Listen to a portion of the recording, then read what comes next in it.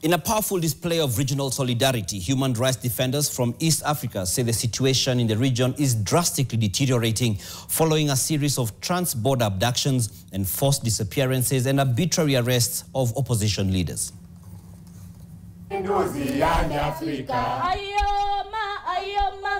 Standing together against what they term as drastically deteriorating human rights situation in the East African region, the group spoke against the criminalization of political opposition, citing Uganda's Dr. Kizza Besigye, who was abducted in Kenya and delivered to a military court in Uganda last year. A person alleged to have committed a service offense may be charged. Besigye is now facing charges of treason. In several recent cases, individuals have been forcibly returned to their countries of origin, often into the hands of the very regimes they were fleeing from. This practice directly contravenes the principle of non-refoulement, a cornerstone of international refugee law, which prohibits the return of individuals to countries where they face threats to their life, liberty, or freedom.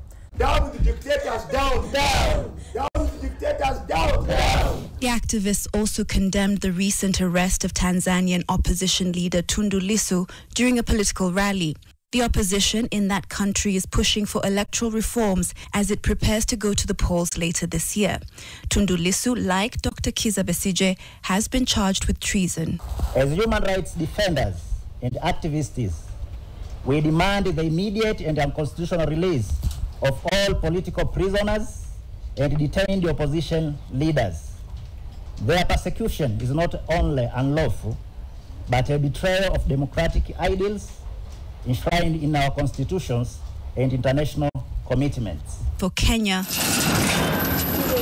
they cited a disturbing resurgence of enforced disappearances and extrajudicial killings, especially targeting youth, outspoken activists, whistleblowers, and critics of state security agencies.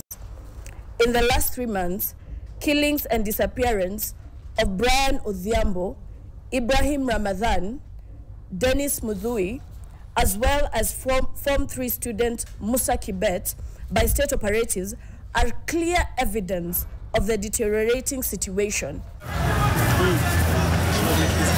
According to the Kenya National Human Rights Commission, as of December 2024, 29 people are still missing following the Gen Z protests that happened in mid-last year.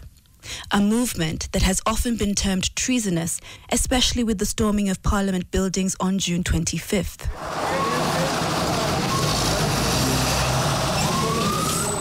We call upon the East African community, African Union, and the broader international community to take urgent action to protect civic space in our region.